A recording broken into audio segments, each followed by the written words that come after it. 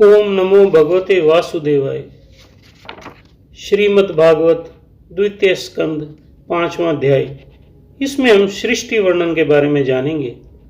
पिछले अध्याय अर्थात चौथे अध्याय में हमने जाना था कि राजा परीक्षित के सृष्टि विषयक प्रश्न और श्री सुखदेव जी की कथा आरंभ के बारे में। अब हम 5वां अध्याय शुरू करेंगे। नारद जी ने पूछा, पिताजी, आप केवल मेरे ही नहीं सबके पिता, समस्त देवताओं से श्रेष्ठ एवं सृष्टि करता हैं। आपको मेरा प्रणाम है। आप मुझे वह ज्ञान दीजिए जिससे आत्म तत्व का साक्षात्कार हो जाता है।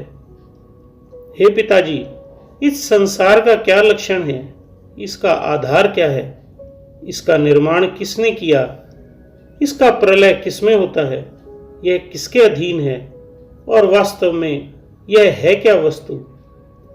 आप इसका तत्व बतलाइए। भक्तजनों, ये कथा 3 जगह चल रही है। एक तो नारद जी, दूसरा ये महामुनि सुखदेव और परीक्षित के मध्य, और तीसरा शौनक जी और सूत जी के मध्य चल रही है। इसलिए कभी अचानक से नारद जी की बात आती है तो हमें इस तरह समझना है कि मुख्यतः महामुनि सुखदेव और महाराजा परीक्षित के मध्य होने वाली बातचीत को ही नारद जी पूछ रहे हैं। वही प्रश्न है कि इस सृष्टि का वर्णन कीजिए जो महाराजा परीक्षित पूछ रहे हैं महामुनि सुखदेव जी से। तो प्रश्न सुनिए, बड़ा महत्वपूर्ण है। इस संसार का क्या लक्षण है? इसका आधार क्या है? इसका निर्माण किसने किया है? इसका प्रलय किसमें होता है? यह किसके अधीन है और वास्तव में यह है क्या वस्तु? आप इसका तत्व बतलाइए। आप तो यह सब कुछ जानते हैं। नारद जी यह सब प्रश्न ब्रह्मा जी से पूछ रहे हैं, जो कि शौनक जी और सूत जी को बता रहे हैं। अब आगे, क्योंकि जो कुछ हुआ है, हो रहा है या होगा, उसके स्वामी आप ही हैं। यह सारा संसार हथेली पर रखे हुए आंवले के समान आपकी ज्ञान दृष्टि के अंतर्गत ही है। हे पिता ब्रह्मा, आपको यह ज्ञान कहां से मिला? आप किसके आधार पर ठहरे हुए हैं? आपका स्वामी कौन है और आपका स्वरूप क्या है? आप अकेले ही अपनी माया से पंचभूतों के द्वारा प्राणियों की सृष्टि कर लेते हैं। यह कितना अद्भुत है। जैसे मकड़ी अनायास ही अपने मुंह से जाला निकालकर उसमें खेलने लगती है, वैसे ही आप अपनी शक्ति के आश्रय से जीवों को अपने में ही उत्पन्न करते हैं और फिर भी आप में कोई विकार नहीं होता। जगत में नाम, रूप और गुणों से जो कुछ जाना जाता है, उसमें मैं ऐसी कोई सत्य, असत्य, उत्तम, मध्यम या अधम वस्तु नहीं देखता जो आपके सिवा और किसी से उत्पन्न हुई हो। इस प्रकार सबके ईश्वर होकर भी आपने एकाग्र चित्त से घोर तपस्या की। इस बात से मुझे मोह के साथ साथ बड़ी शंका भी हो रही है कि हे पिता ब्रह्मा, आपसे बड़ा भी कोई हो सकता है? हे पिताजी, आप तो सर्वज्ञ है और सर्वेश्वर है। जो कुछ मैं पूछ रहा हूं वह सब आप कृपा करके मुझे इस प्रकार समझाइए जिससे मैं आपके उपदेशों को ठीक ठीक समझ सकूं। ब्रह्मा जी बोले, हे बेटा नारद, तुमने जीवों के प्रति करुणा के भाव से भरकर यह बहुत ही सुंदर प्रश्न किया है, क्योंकि इसमें भगवान के गुणों का वर्णन करने की प्रेरणा मुझे प्राप्त हुई है। तुमने मेरे विषय में जो कुछ कहा है, तुम्हारा वह कथन भी असत्य नहीं है, क्योंकि जब तक मुझसे परे का तत्व, जो स्वयं भगवान ही है, जान नहीं लिया जाता, तब तक मेरा ऐसा ही प्रभाव प्रतीत होता है। जैसे सूर्य, अग्नि, चंद्रमा, ग्रह, नक्षत्र, तारे उन्हीं के प्रकाश से प्रकाशित होकर जगत में प्रकाश फैलाते हैं, वैसे ही मैं भी उन्हीं स्वयं प्रकाश भगवान के चिन्मय प्रकाश से प्रकाशित होकर आगे संसार को प्रकाशित कर रहा हूं। उन भगवान वासुदेव की मैं वंदना करता हूं और ध्यान भी करता हूं, जिनकी दुर्जय माया से मोहित होकर लोग मुझे जगत गुरु कहते हैं। ये भक्तजनों, ये नारद जी ने प्रश्न पूछा है कि सृष्टि को ब्रह्मा जी ने बनाया है तो सबसे बड़े ब्रह्मा जी हैं, कृपा कर आप मुझे वो समझाएं। ब्रह्मा जी नारद जी को कह रहे हैं कि मैं स्वयं उसी वासुदेव की शक्ति के कारण यह सब करने में सक्षम हो पा रहा हूं, और साथ ही साथ उस एक परमेश्वर की, उस वासुदेव की वे वंदन भी कर रहे हैं। अब आगे, यह माया तो उनकी आंखों के सामने ठहरती ही नहीं, झेप कर दूर से ही भाग जाती है, परंतु संसार के अज्ञानी जन उसी से मोहित होकर यह मैं हूं, यह मेरा है, इस प्रकार कहते रहते हैं। भगवत स्वरूप नारद, द्रव्य, कर्म, काल, स्वभाव और जीव वास्तव में भगवान से भिन्न दूसरी कोई वस्तु नहीं है। वेद नारायण के परायण हैं, देवता भी नारायण के ही अंगों में कल्पित हुए हैं, और समस्त यज्ञ भी नारायण की प्रसन्नता के लिए ही हैं, तथा जिनसे जिन लोकों की प्राप्ति होती है वे भी नारायण में ही कल्पित हैं। सब प्रकार के योग भी नारायण की प्राप्ति के ही हेतु हैं। सारी तपस्याएं नारायण की ओर ही ले जाने वाली हैं। ज्ञान के द्वारा भी नारायण ही जाने जाते हैं। भक्तजनों, एक इसमें आपने सुना होगा कि कभी नारायण, कभी वासुदेव, कभी श्री कृष्ण, अलग अलग नाम से जाना जा रहा है उस एक परमेश्वर को, लेकिन मुख्यतः भावार्थ यही है कि वह एक परमेश्वर जो समस्त सृष्टि का बनाने वाला, उसको संभालने वाला और उसको नष्ट करने वाला भी, जैसा कि अभी पिछले अध्याय में कहा था कि वह परमेश्वर की शक्ति से ही ब्रह्मा, विष्णु और महेश को शक्ति मिलती है अपना अपना काम करने के लिए। तो मुख्यतः उसी एक परमेश्वर की बारे में बात हो रही है। कभी नारायण कहा जा रहा है, कभी वासुदेव, कभी श्री कृष्ण। तो हमें भी उसी चीज को ध्यान रखते हुए अपनी भक्ति को आगे ले जाना है। अब आगे, समस्त साध्य और साधना का पर्यवसान भगवान नारायण में ही है। वे दृष्टा होने पर भी ईश्वर हैं, स्वामी हैं, निर्विकार होने पर भी सर्वस्वरूप हैं। उन्होंने ही मुझे बनाया है और उनकी दृष्टि से ही प्रेरित होकर मैं उनकी इच्छा अनुसार सृष्टि रचना करता हूं।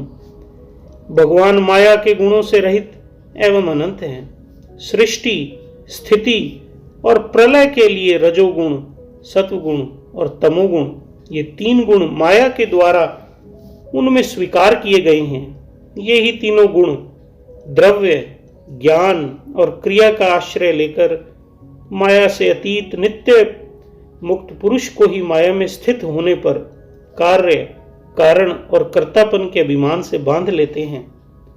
हे नारद, इंद्रियातीत भगवान गुणों के इन तीन आवरणों से अपने स्वरूप को भली भांति ढक लेते हैं, इसलिए लोग उनको नहीं जान पाते। सारे संसार के और मेरे भी एकमात्र स्वामी वे ही हैं। ये भक्तजनों, बड़ी महत्वपूर्ण लाइन है, दोबारा सुनिए। सारे संसार के और मेरे भी एकमात्र स्वामी वे ही हैं। मायापति भगवान ने एक से बहुत होने की इच्छा होने पर अपनी माया से अपने स्वरूप में स्वयं प्राप्त काल, कर्म और स्वभाव को स्वीकार कर लिया। भगवान की शक्ति से ही काल ने तीनों गुणों में शोभ उत्पन्न कर दिया, स्वभाव ने उन्हें रूपांतरित कर दिया और कर्म ने महत्त्व को जन्म दिया। रजोगुण और सत्व गुण की वृद्धि होने पर महत्त्व का जो विकार हुआ, उससे ज्ञान, क्रिया और द्रव्य रूप तमह प्रधान विकार हुआ, वह अहंकार कहलाया। भक्तजनों, ये सृष्टि की रचना के बारे में बताया जा रहा है कि किस प्रकार शुरुआत से सृष्टि की रचना हुई। सबसे पहले भगवान ने एक से अनेक होने की इच्छा की, उसके बाद माया से अपने स्वरूप में स्वयं प्राप्त काल, कर्म और स्वभाव को स्वीकार कर लिया। इस प्रकार आगे चलकर प्रकृति की रचना कर रहे हैं, तो ये उसका विवरण दिया जा रहा है। आगे सुनिए। रजोगुण और सत्वगुण की वृद्धि होने पर जो महत्त्व का जो विकार हुआ, उससे ज्ञान, क्रिया और द्रव्य रूप से तमह प्रधान विकार हुआ, वह अहंकार कहलाया। और विकार को प्राप्त होकर तीन प्रकार का अहंकार हो गया। उसके भेद हैं वैकारिक, तेजस और तामस। हे नारद जी, ब्रह्मा जी कह रहे हैं कि हे नारद जी, हे पुत्र, वे क्रमशः ज्ञान शक्ति, क्रिया शक्ति और द्रव्य शक्ति प्रधान है।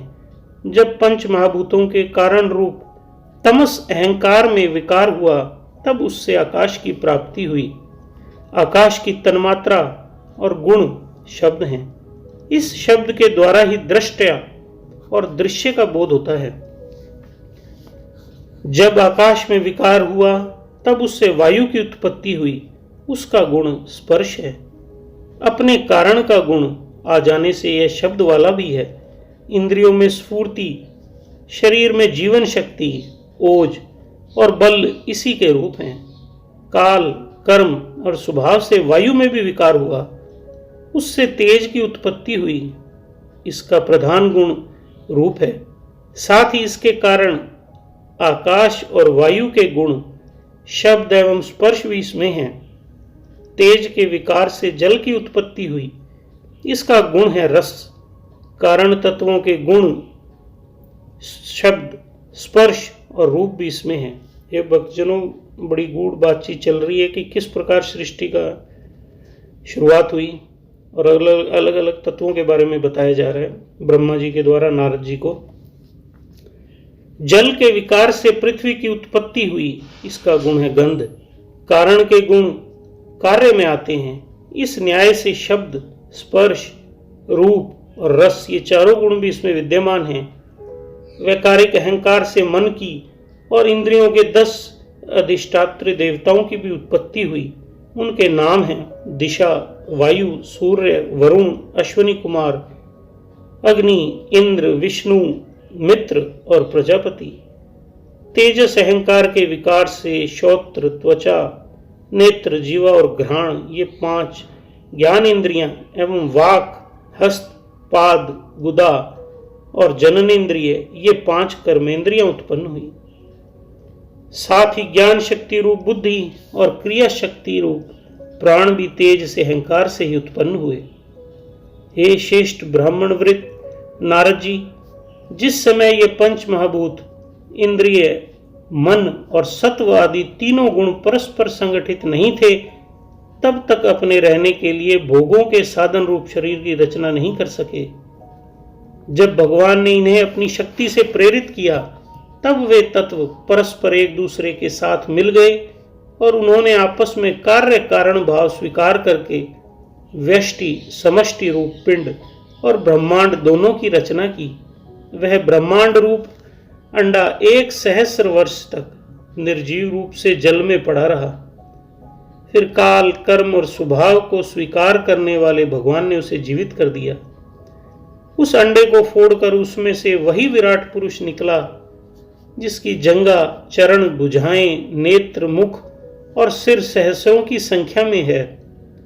विद्वान पुरुष उपासना करने के लिए उसी के अंगों में समस्त लोग और उनमें रहने वाली वस्तुओं की कल्पना करते हैं। उसकी कमर से नीचे के अंगों में 7 पाताल की और उसके पेड़ों से ऊपर के अंगों में 7 स्वर्ग की कल्पना की जाती है। ब्राह्मण इस विराट पुरुष का मुख है, भुजाएं क्षत्रिय है, जांघों से वैश्य हैं और पैरों से शूद्र उत्पन्न हुए हैं। पैरों से लेकर कटी पर्यंत 7 पाताल तथा भूलोक की कल्पना की गई है। नाभि में भूर्वलोक की, हृदय में सर्वलोक की और परमात्मा के वक्ष स्थल में महरलोक की कल्पना की गई है। उसके गले में जनलोक, दोनों स्तनों में तपोलोक और मस्तक में ब्रह्मा का नित्य निवास स्थान सत्यलोक है। उस विराट पुरुष की कमर में अतल, जांघों में वितल, घुटनों में पवित्र सुतल लोक और जंघाओं में तलातल की कल्पना की गई है। एडी के ऊपर की गांठों में महातल, पंजे और एडियों में रसातल और तलुओं में पाताल समझना चाहिए। इस प्रकार विराट पुरुष सर्वलोक में है।